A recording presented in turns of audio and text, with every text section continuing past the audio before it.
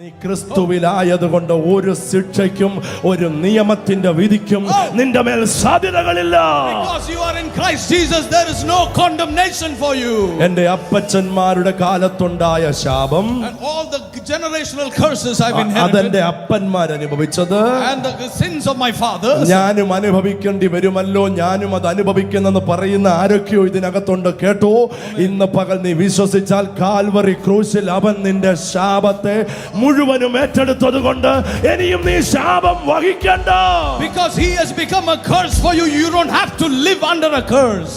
ഇന്നലകളിൽ in your yesterdays, നിന്റെ അവയവങ്ങളെ നീ എന്തിനു വേണ്ടി ഉപയോഗിച്ചോ, whatever you used your members for, അതെല്ലാം നിനക്ക് മരണത്തിന് കാരണമായെങ്കിൽ, and that became the reason for your death, ഇന്നു മുതൽ but from now onwards, ആ കൈ കൊണ്ട്, and the same hands, ആ കൈ കൊണ്ട് the same hands, മരിച്ചവരെ ഉയർപ്പിക്കാൻ, you can raise the dead, രോഗികളെ സൗഖ്യമാക്കാൻ, you can heal the sick, ഭൂതങ്ങളെ പുറത്താക്കാൻ, you can cast out demons. ഇത് നിങ്ങളെ കൊണ്ട് പറ്റും. This is possible. പറ്റാത്തൊരു കാര്യം ബൈബിൾ നിന്നെ പഠിപ്പിക്കത്തില്ല.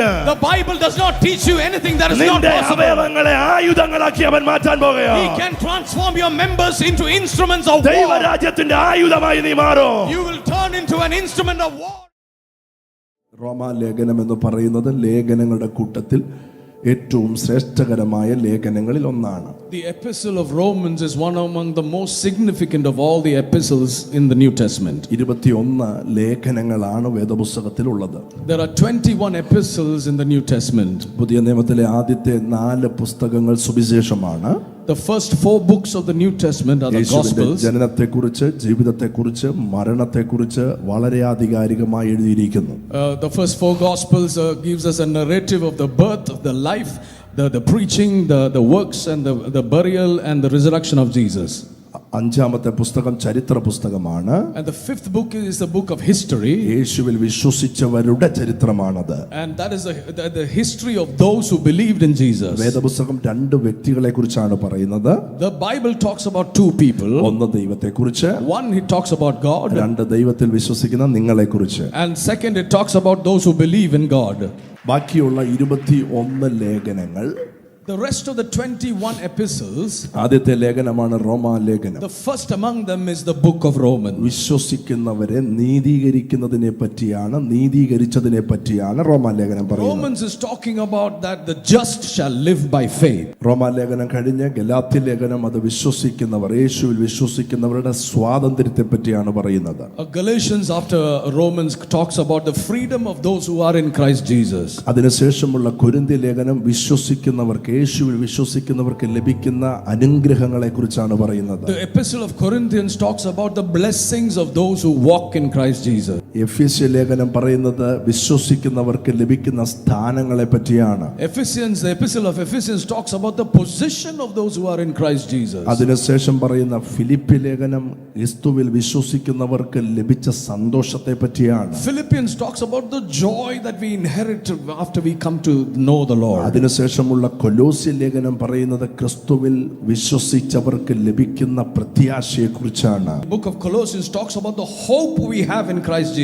അതിനുശേഷമുള്ള തെസ്സലോനിക്ക ലേഖനത്തിൽ യേശുവിന്റെ വരവിനെ കുറിച്ചുള്ള പ്രത്യാശയെ പറ്റി പറഞ്ഞിരിക്കുന്നു. The epistle of Thessalonians talks about the second coming of the Lord Jesus. അതിനുശേഷമുള്ള തിമത്തിയോസും തീത്തോസും ലേഖനത്തിൽ ക്രിസ്തുവിൽ വിശ്വസിക്കുന്നവരുടെ ഉത്തരവാദിത്തങ്ങളെ പറ്റി പറയുന്നു. The epistles of Timothy and Titus teach us about the responsibility of the believers in Christ Jesus. അതിനുശേഷമുള്ള ഫിലോമോന്റെ ലേഖനത്തിൽ ക്രിസ്തുവിൽ വിശ്വസിക്കുന്നവരുടെ പ്രതിഫലത്തെ കുറിച്ച് പറയുന്നു. Philemon talks about the benefits of those who walk in a life obedient to Christ. എബ്രായ ലേഖനത്തിൽ വിശ്വസിക്കുന്നവർക്ക് വേണ്ടി സ്വർഗ്ഗത്തിൽ 24 മണിക്കൂറും 365 ദിവസവും നമുക്ക് വേണ്ടി പക്ഷവാദം ചെയ്യുന്ന ഒരു ഹൈ പ്രീസ്റ്റിനെ പറ്റി പറയുന്നു. Hebrews talks about a high priest who intercedes for us 24/7 before the throne of God. പത്രോസിന്റെ ലേഖനത്തിൽ ക്രിസ്തുവിൽ വിശ്വസിക്കുന്നവർക്ക് സ്വർഗ്ഗത്തിൽ സൂക്ഷിച്ചിരിക്കുന്ന ക്ഷയം,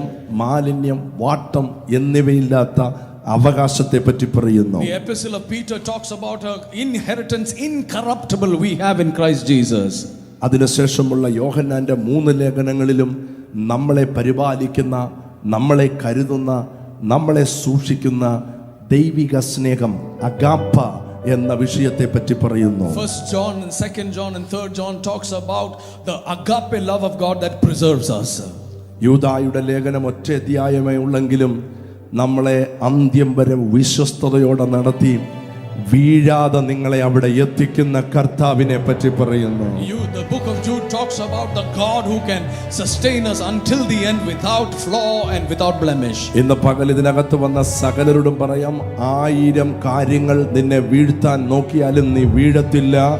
കാരണം ഒരുവൻ നിന്റെ കാര്യം ഏറ്റെടുത്തിരിക്കുകയാണ്, നിന്നെ വീഴാതെ അവിടെ എത്തിക്കുമെന്ന്. Because there is one who has taken responsibility for you, you will not stumble in your walk with God. ഒടുവിലുള്ള പുസ്തകമാണ് വെളിപ്പാട് പുസ്തകം. The last book of the New Testament is the book of Revelation. വിശ്വസിക്കുന്നവർക്ക് ഭാവിയിൽ എന്ത് സംഭവിക്കുമെന്ന് വളരെ വ്യക്തമായി പറഞ്ഞിരിക്കുന്നു. The book of Revelations clearly describes what we are going to inherit after this life. ചുരുക്കി പറഞ്ഞാൽ, in conclusion, ഇതിനകത്തിരിക്കുന്ന ഒരാളുടെ ഭാവിയെ പറ്റി ഒരാകുലതയും വേണ്ട. നിനക്ക് വേണ്ടി അവൻ സകലതും നന്നായി ചെയ്യുന്നവനാണ്. In conclusion, the Lord is saying the Lord has taken care of your future for a good long time. എല്ലാവരോടും ഞാൻ പറയാം, let me prophesy this to you. 1000 പ്രശ്നങ്ങൾ നിന്നെ തകർക്കാൻ നോക്കിയാൽ, even if 1000 problems are trying to destroy you, നീ തകരില്ല. You will not be destroyed. നിന്നെ നിർത്താമെന്ന് വാക്ക് പറഞ്ഞവൻ, because the one who said who will sustain you, നിന്റെ വലം കൈക്ക് പിടിച്ചിരിക്കുന്നു. He has held your right hand. അവൻ തകരാൻ അനുവദിക്കുകയില്ല. He will not allow you to be destroyed. 35 വർഷം മുമ്പ് മരിക്കാൻ വിഷം മേടിച്ചു വെച്ച ഒരു വീട്ടിലെ അംഗമായിരുന്നു ഞാൻ. I am part of a family where 35 years ago I was supposed to commit suicide. എന്നാൽ അവിടെ നിന്ന് ഞങ്ങളെ പൊക്കിയെടുത്ത് തകർച്ചയ്ക്കകത്തു നിന്ന്, രോഗത്തിനകത്തു നിന്ന്, ശാപത്തിനകത്തു നിന്ന് 35 വർഷവും ജയോത്സവമായി നടത്തിയെങ്കിൽ അതേ കർത്താവ് നീ തകരാൻ അനുവദിക്കുകയില്ല. അനേകർക്ക് നീ ഒരു അത്ഭുതമായി മാറും. You shall be a blessing. He shall sustain you like he has sustained my family through the crisis. റോമാലേഖനം വിശ്വസിച്ചാൽ കിട്ടുന്ന നീതീകരണത്തെ പറ്റിയാണ് പറയുന്നത്. Romans talks about the justification that comes by faith. ഒറ്റ വാക്കിൽ പറഞ്ഞാൽ, നമുക്ക് ചുറ്റുമുള്ള മതങ്ങൾ നമ്മളെ മോക്ഷം കിട്ടാൻ, നീതി കിട്ടാൻ, അതും ഇതും ഇങ്ങനെയും അങ്ങനെയും അവിടെയും ഇവിടെയും ഒക്കെ പോകണമെന്ന് പറഞ്ഞ് പഠിപ്പിച്ച് പരിശീലിപ്പിക്കുമ്പോൾ വചനം പറയാം, നിന്റെ ഒരു പ്രവൃത്തിയാലുമല്ല, ക്രൂശിൽ നിവർത്തിച്ച കർത്താവിന്റെ പ്രവൃത്തി നിനക്ക് മോക്ഷം നൽകിയിരിക്കുന്നു, നിനക്ക് നീതി നൽകിയിരിക്കുന്നു. When other religions offer many other ways to acquire salvation, the Bible declares the just shall live by faith. Amen. Hallelujah. നിങ്ങളുടെ ഒരു പ്രവൃത്തികളാലും നിനക്ക് രക്ഷപ്പെടാൻ പറ്റില്ല. We cannot achieve the approval of God by our own works. അതൊക്കെ ചില ദിവസങ്ങളിലേക്ക് നമ്മുടെ മാനസിക തലത്തിൽ ഒരു ഇമോഷൻ, വൈകാരികമായി ഞാൻ എന്തോ ചെയ്തെന്നുള്ളൊരു തോന്നൽ തരും. എന്നാൽ നിലനിൽക്കുന്ന എന്നേക്കുമുള്ള സമ്പൂർണമായ വിടുതൽ യേശുവിലൂടെ മാത്രമേ ഉള്ളൂ. Our works only will satisfy us emotionally, but to receive salvation we only have to accept and believe in the finished work of the cross. നമ്മുടെ ഒരു പ്രവൃത്തിക്കും ഇവിടെ സാധ്യതകളില്ല. അവന്റെ പൂർത്തീകരിച്ച പ്രവൃത്തിയാണ് നിന്നെ വിടുവിക്കുന്നത്. It is not our works that has saved us, but it is the finished work of cross that has saved us. റോമാലേഖനം 8-ാം അധ്യായത്തിലേക്ക് നമ്മൾ വരികയാണ്. We are coming back to Romans chapter 8. 8-ാം അധ്യായം വളരെ മനോഹരമായിട്ടാണ് തുടങ്ങിയിരിക്കുന്നത്. It is a beautiful chapter in the book of Romans. അത് തുടങ്ങിയിരിക്കുന്നത് വളരെ മനോഹരമായിട്ടാണ്. It is a beautiful declaration with which it is started. അതുകൊണ്ട് ക്രിസ്തുയേശുവിൽ ഉള്ളവർക്ക് ഒരു ശിക്ഷാവിധിയുമില്ല. There is therefore now no condemnation for നീ ക്രിസ്തുവിലായതുകൊണ്ട് ഒരു ശിക്ഷയ്ക്കും ഒരു നിയമത്തിന്റെ വിധിക്കും നിന്റെ മേൽ സാധ്യതകളില്ല. Because you are in Christ Jesus, there is no condemnation for you. എന്റെ അപ്പച്ചന്മാരുടെ കാലത്തുണ്ടായ ശാപം, And all the generational curses I've inherited, അതെന്റെ അപ്പന്മാർ അനുഭവിച്ചത്, and the sins of my fathers, ഞാനും അനുഭവിക്കേണ്ടി വരുമല്ലോ, ഞാനും അത് അനുഭവിക്കുന്നെന്ന് പറയുന്ന ആരൊക്കെയോ ഇതിനകത്തുണ്ട്. കേട്ടോ, ഇന്ന് പകൽ നീ വിശ്വസിച്ചാൽ കാൽവറി ക്രൂശിൽ അവൻ നിന്റെ ശാപത്തെ മുഴുവനും ഏറ്റെടുത്തത് കൊണ്ട് ഇനിയും നീ ശാപം വഹിക്കണ്ട. because he has become a curse for you, you don't have to live under a curse.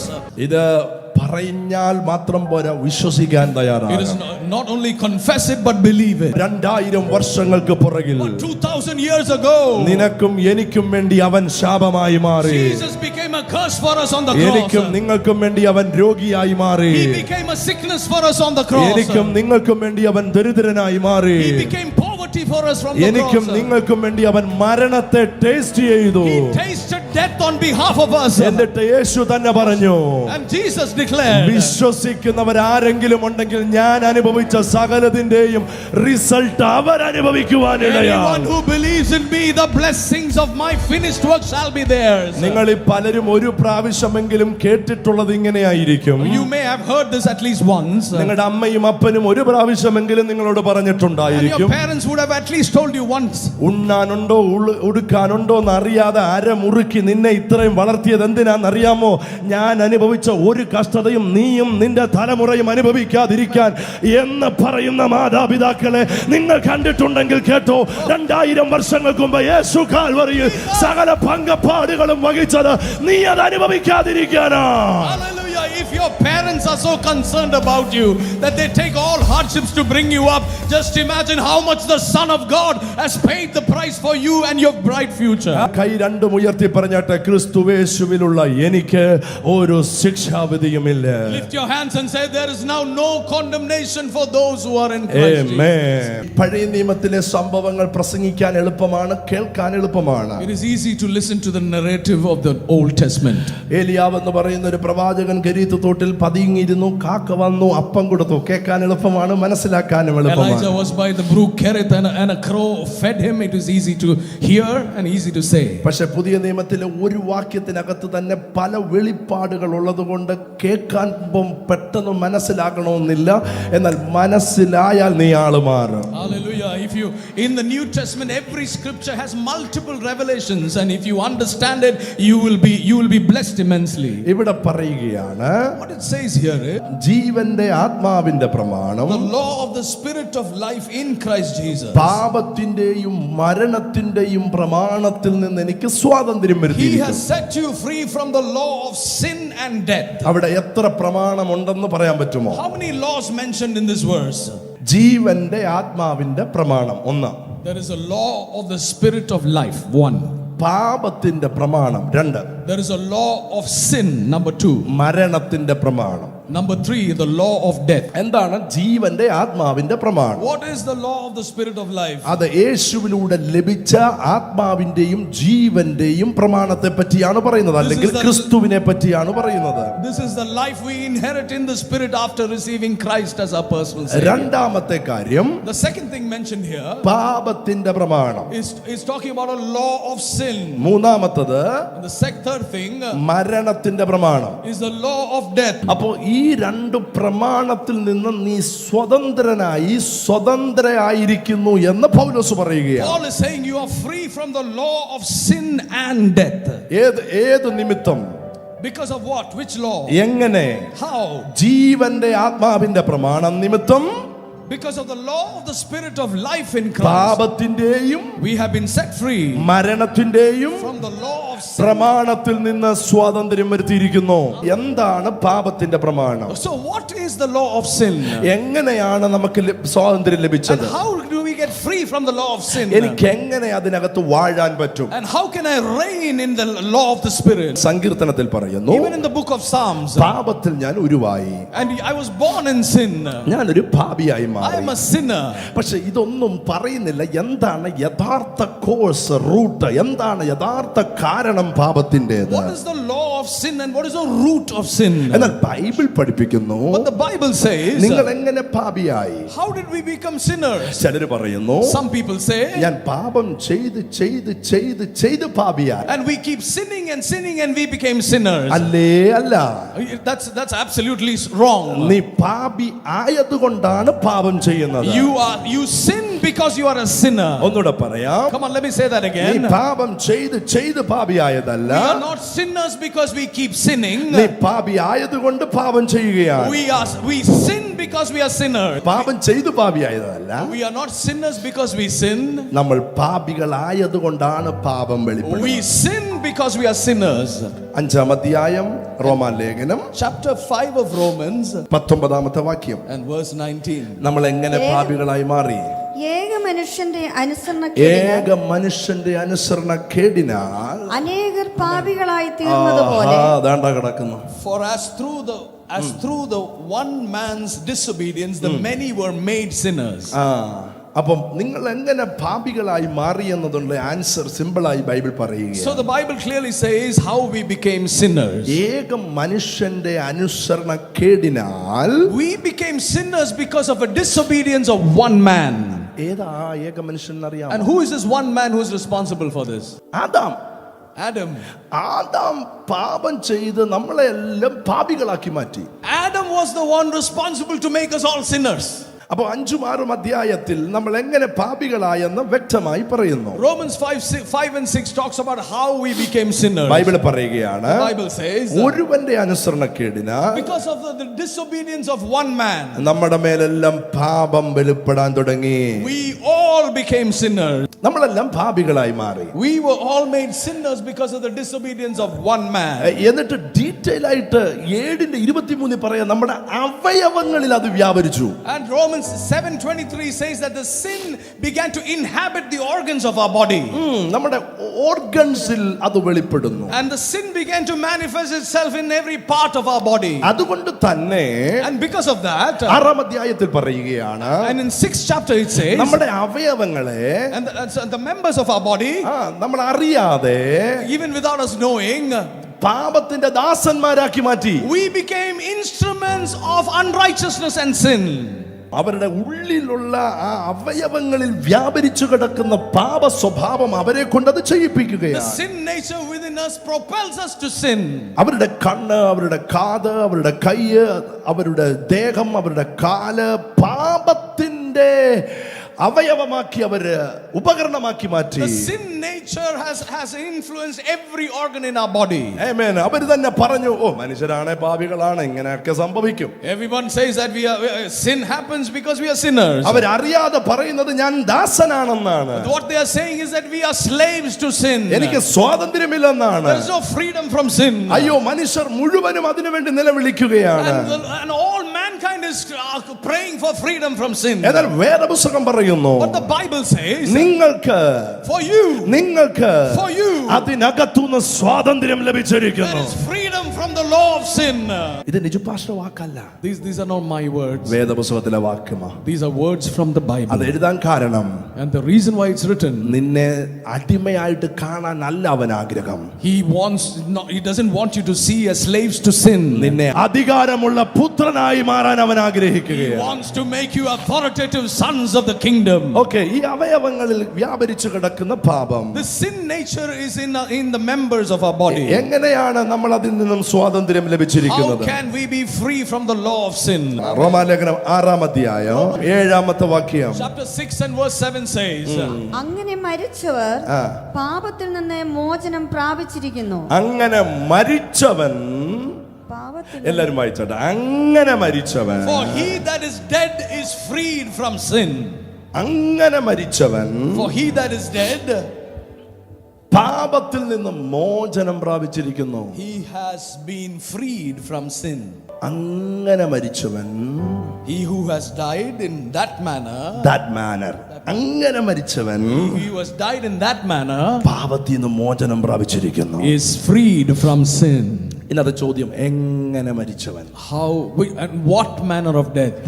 Bible പറയുകയാണ്, The Bible says 6-ാം അധ്യായം in chapter 6, പാപസംബന്ധമായി മരിച്ചവനെ പറ്റിയാണ് പറയുന്നത്.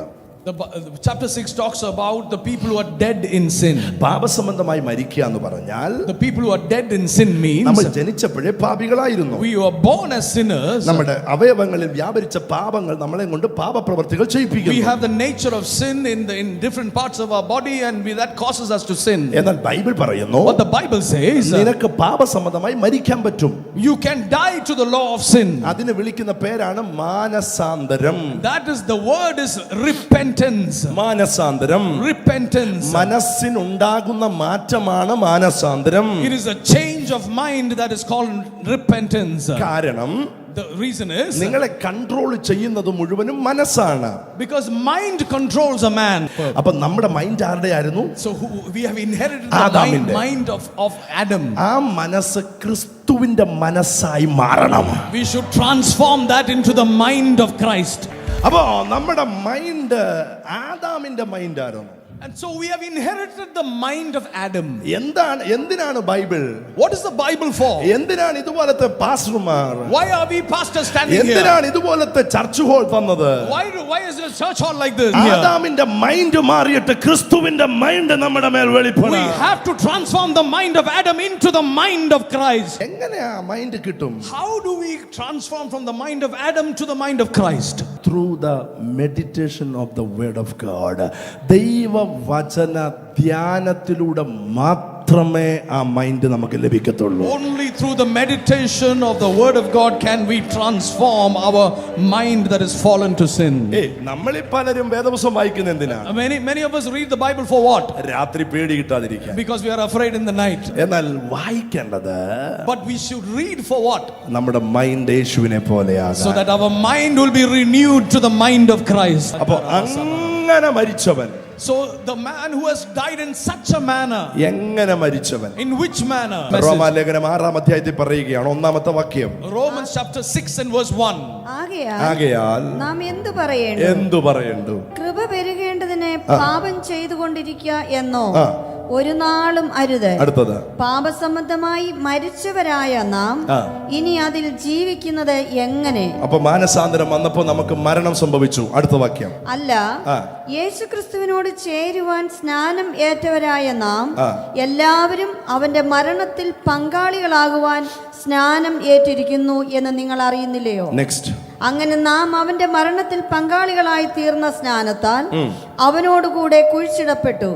ക്രിസ്തു മരിച്ചിട്ട് പിതാവിന്റെ മഹിമയാൽ ജീവിച്ചെഴുന്നേറ്റതുപോലെ നാമും ജീവന്റെ പുതുക്കത്തിൽ നടക്കേണ്ടതിന് തന്നെ. പാപസംബന്ധമായ മരണം എന്ന് പറയുന്നത് മാനസാന്തരമാണ്.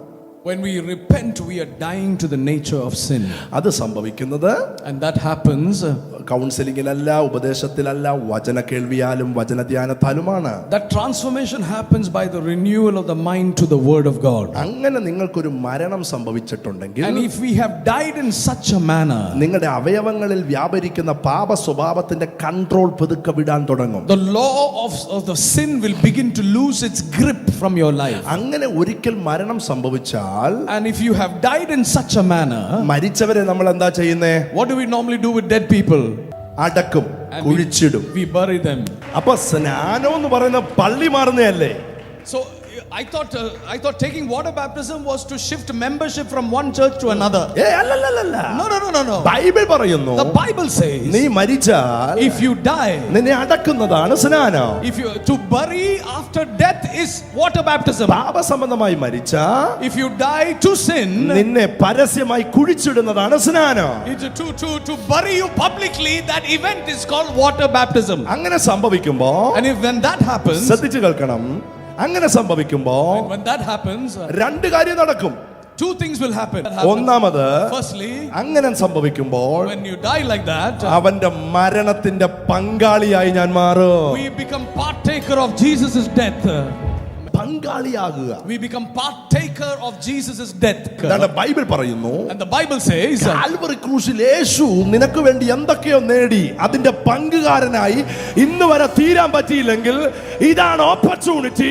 അതിനുവേണ്ടി റെഡി ആകുക, ആ പങ്കുകാരനായി നീ മാറുക. be a partaker of what God Christ has done for you on the cross of Calvary. ഇതിനകത്തിരിക്കുന്ന സകലരോടും ഞാൻ പറയാം, everyone seated here, രണ്ട് കള്ളന്മാരുടെ നടുവിൽ, in the midst of two bandits, രക്തം മുഴുവനും നമുക്ക് വേണ്ടി ഊറ്റി തന്നത്. The man who shed every species. വർഷത്തിൽ ഒരിക്കൽ ഒരു ഈസ്റ്റർ കൊണ്ടാടാനല്ല. It is not to celebrate Easter. ക്രൂശീകരണം കൊണ്ടാടാനല്ല. It is not to just celebrate the death of നിനക്കും നിന്റെ തലമുറയ്ക്കും അനുഭവിക്കാനുള്ള സ്വർഗീയവും ആത്മീയവും ഭൗതികമായ എന്തൊക്കെയോ വലിയ നന്മകൾ അവിടുന്ന് ഒരുക്കി വെച്ചിട്ടുണ്ട്. അതിന്റെ പങ്കുകാരനായിട്ട് പോകാവൂ. ഒന്ന്, Number one, അവന്റെ പങ്കാളിയാകും. we become partaker of Christ. സ്നാനത്തിൽ എന്താ സംഭവിക്കുന്നേ? What happens when we get water baptized? We became യേശുവിന്റെ മരണത്തിലൂടെ ലഭിച്ച നന്മയുടെ partaker. പങ്കാളിയാകും. അടുത്തത് ജീവന്റെ പുതുക്കത്തിൽ നടക്കാൻ തുടങ്ങും. Amen. After we are baptized, we become partakers of the death of Christ, and also we begin to live in the newness. അങ്ങനെ മരിച്ചവന്റെ മേൽ പാപത്തിന് പിന്നെ ഒരധികാരവുമില്ല. If you have died in such manner, the law of sin has no power over you. We'll read verse 12 and 13 of Romans 6. ആകയാൽ പാപം നിങ്ങളുടെ മർത്യ ശരീരത്തിൽ അതിന്റെ മോഹങ്ങളെ അനുസരിക്കുമാറ് ഇനി വാഴരുത്. ശ്രദ്ധിക്കണേ, പാപം നിങ്ങളുടെ മർത്യ ശരീരത്തിൽ ഇങ്ങനെ മരിച്ചവർ പാപം അത് നിങ്ങളുടെ മർത്യ ശരീരത്തിൽ അതിന്റെ മോഹങ്ങളെ അനുസരിക്കുമാറ് ഇനിയും വാഴരുത്. Therefore do not let sin reign in your mortal body so that you may obey its lust. Doctor Mathew അത് ശ്രദ്ധിച്ചോന്ന് അറിയത്തില്ല. വാഴത്തില്ലെന്നല്ല. It is not that sin will not reign. വാഴരുത്. It should not reign. എനിക്കിപ്പോ ജിതിനോട് പറയാൻ പറ്റും. I can tell Jitin, പാടരുത്. Don't sing. പാടരുത്. Don't sing. എന്ന് വെച്ചാൽ which means Jithin പാടാനുള്ള അവസരമുണ്ട്, അതിനുള്ള സംവിധാനങ്ങളുണ്ട്, കഴിവുണ്ട്. പക്ഷെ ഞാൻ പറഞ്ഞിരിക്കുക പാടരുത്. Jitin has the equipment, he has the skill to play, but I have told him not to അവസരമുണ്ട്. play. He has an opportunity. പക്ഷെ ഞാൻ പറഞ്ഞിരിക്കുക പാടരുത്. He has an opportunity, but I told him not to sing. ഇതുപോലെ just like this, ഇങ്ങനെ പാപത്തിൽ മരിച്ച നിന്നോട് the people who have died to sin, വചനം പറയുകയാ, the Bible says, നിന്റെ ശരീരത്തിന്റെ മേൽ അതിന്റെ സ്വാധീനങ്ങൾ ഉണ്ടായിരിക്കാം. even now there is an influence of sin in your body. ഇപ്പോ നീയാ തീരുമാനിക്കുന്നത്. Now you have to decide വേണോ വേണ്ടായോ എന്ന്. to sin or not to sin. It is your choice. ഞാൻ പാടരുതെന്ന് ജിതിനോട് പറയുമ്പോഴും when I say Jitin don't sing, അവൻ അതിനുള്ള അവസരമുണ്ട്. he has an opportunity, സംവിധാനങ്ങളുണ്ട്, he has the equipment, എല്ലാം ഉണ്ടെങ്കിലും he has a skill, പറഞ്ഞ വാക്കിനെ മാനിച്ച് but if he listens to what I say, അവൻ അതിനു വേണ്ടി റെഡി ആകുമ്പോ, if he prepares himself for that, അതാണ് അനുസരണമെങ്കിൽ, if he obeys to that, ഇന്ന് പകലിൽ നിനക്ക് 100,000 ഓപ്പർച്യൂണിറ്റികൾ നിന്റെ മുമ്പിൽ വരുമ്പോഴും അതിനോട് നോ എന്ന് നീ പറയാൻ തയ്യാറാണെങ്കിൽ, if you can say no to the opportunity of sin, നിങ്ങളുടെ മോഹങ്ങളെ അനുസരിക്കുമാർ ഇനി വാഴരുത്. നിങ്ങളുടെ അവയവങ്ങളെ അനീതിയുടെ ആയുധങ്ങളായി പാപത്തിന് സമർപ്പിക്കുകയും അരുത്. നെക്സ്റ്റ്, നിങ്ങളെ തന്നെ മരിച്ചിട്ട് ജീവിക്കുന്നവരായും നിങ്ങളുടെ അവയവങ്ങളെ നീതിയുടെ ആയുധങ്ങളായും ദൈവത്തിന് സമർപ്പിച്ചുകൊള്ളുകയും. എന്ന് വെച്ചാൽ ഈ മരിച്ചു കുഴിച്ചിടുന്നത് വരെ നിന്റെ അവയവങ്ങൾ പാപത്തിന് നീ സമർപ്പിച്ചിരിക്കുകയായിരുന്നു. when we are baptized, we are identifying with the death of Jesus. ആമേൻ. നിന്റെ കയ്യ്, നിന്റെ കണ്ണ്, നിന്റെ മൂക്ക്, നിന്റെ ചെവി, നിന്റെ കാല്, നിന്റെ ശരീരം എല്ലാം അതിനു വേണ്ടി കൊടുത്തിരിക്കുകയാണ്. we have submitted all of our members to death. പുള്ളിക്കാരനായിരുന്നു അതിനെ കൺട്രോൾ ചെയ്യുന്നത്. and now he is controlling it. ആമേൻ. അത് ചെയ്യാതെ, അത് കേൾക്കാതെ, അത് പറയാതെ നിനക്ക് ഉറങ്ങാൻ പറ്റില്ലായിരുന്നു. and you can't listen to, you can't go on without listening to that. പക്ഷേ മരണം സംഭവിച്ചു കഴിഞ്ഞപ്പോ, but after there is a death to the mind of Adam, പിടിവിട്ടു, he lost control. Control വിട്ടു, he lost control. നീ ഇപ്പോൾ ഒരു പുതിയ മനുഷ്യനായി മാറി. now you have become a new man. എന്താ സംഭവിക്കുന്നതെന്ന് അറിയാമോ? so what is happening now? ഇന്നലകളിൽ in your yesterdays, നിന്റെ അവയവങ്ങളെ നീ എന്തിനു വേണ്ടി ഉപയോഗിച്ചോ, whatever you used your members for, അതെല്ലാം നിനക്ക് മരണത്തിന് കാരണമായെങ്കിൽ, and that became the reason for your death. ഇന്നു മുതൽ but from now onwards, ആ കൈ കൊണ്ട്, and the same hands, ആ കൈ കൊണ്ട് the same hands, മരിച്ചവരെ ഉയർപ്പിക്കാൻ, you can raise the dead, രോഗികളെ സൗഖ്യമാക്കാൻ, you can heal the sick, ഭൂതങ്ങളെ പുറത്താക്കാൻ, you can cast out demons, രോഗങ്ങളെ അഴിക്കാൻ. bondages to be set free. ഞാൻ പറയുന്ന എത്ര പേര് ഇന്ന് പകൽ കേൾക്കുന്നുണ്ട്? are you listening to me this morning? ഇന്ന് പകൽ ഞാൻ നിങ്ങൾക്ക് ഗ്യാരണ്ടി തരാം. let me guarantee you this morning, ഇത് നിങ്ങളെ കൊണ്ട് പറ്റും. this is possible. പറ്റാത്തൊരു കാര്യം ബൈബിൾ നിന്നെ പഠിപ്പിക്കത്തില്ല. the Bible does not teach you anything that is not നിന്റെ possible. അവയവങ്ങളെ ആയുധങ്ങളാക്കി അവൻ മാറ്റാൻ പോകുകയാണ്. he can transform your members into instruments of war. ദൈവരാജ്യത്തിന്റെ ആയുധമായി നീ മാറും. you will turn into an instrument of war in the നിന്റെ kingdom. കണ്ണ്, Your eyes, നിന്റെ ചെവി, your ears, നിന്റെ കൈ, your hands, നിന്റെ ശരീരം, your body, നീ ചെല്ലുന്ന പട്ടണങ്ങളിൽ, in the cities you നീ visit, ചെല്ലുന്ന ഇടങ്ങളിൽ, in the places you go, ആ അവയവങ്ങളിലൂടെ through these members, Jeevan വെളിപ്പെടാൻ പോകുകയാ. power of God will be revealed. Jeevan വെളിപ്പെടാൻ പോകുകയാ. The power of God will be ഇന്ന് വിശ്വസിക്കുന്നവരുടെ മേൽ അതുപോലെ സംഭവിക്കട്ടെ. Lord, to whomever who believes, let this manifest in the same oh, manner. ആ മരണം സംഭവിച്ചപ്പോ, And when the death നീ happens, ക്രിസ്തുവിനോട് കുഴിച്ചിടപ്പെട്ടപ്പോൾ, when you were buried with Christ സ്നാനം എന്ന് പറയുന്നത് through baptism, ഒരു പള്ളിയിൽ നിന്ന് അടുത്ത പള്ളിയിലോട്ട് പോകാനുള്ള സ്വാതന്ത്ര്യമല്ല. it is not to take membership in another church. ഒരു പള്ളിയിൽ പോയി ആരാധിക്കാനുള്ള സ്വാതന്ത്ര്യമല്ല. It is not to join another fellowship. എന്താന്ന് ഞാൻ പറയാം. So let me tell you why. എനിക്ക് വേണ്ടിയാണ് യേശു മരിച്ചത്. Jesus died for me. ആ മരണത്തിലൂടെ എനിക്ക് ഒത്തിരി നന്മകൾ അവൻ ഒരുക്കിയിട്ടുണ്ട്. And because of his death I have a lot of benefits. എന്ന് വരെ ഞാൻ സ്നാനപ്പെട്ടില്ലയോ അന്ന് വരെ എനിക്ക് അത് ലഭിക്കത്തില്ല.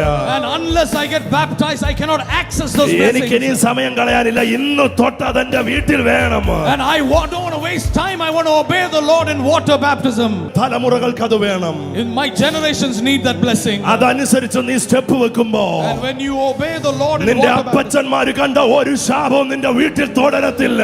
every generational curse will be broken. നിന്റെ കുടുംബങ്ങളെ തകർത്ത, Everything that is നിന്റെ സഹോദരങ്ങളെ തകർത്ത, നിന്റെ മാതാപിതാക്കളെ തകർത്ത സകല ചങ്ങലകളും കർത്താവ് അതിനെ പൊട്ടിച്ചു മാറ്റുകയാണ്. സ്നാനം baptism. ഒരു മതത്തിൽ നിന്ന് മറ്റൊരു മതത്തിലേക്ക് പോകുന്നതല്ല. It is not to come from transfer of religion. അല്ലെങ്കിൽ പിന്നെ എന്താണ് സ്നാനം? So what is baptism? എന്റെ യേശുവിന്റെ മരണത്തിൽ ഞാനും പങ്കുകാരനാകും. I become a partaker with the death of Jesus.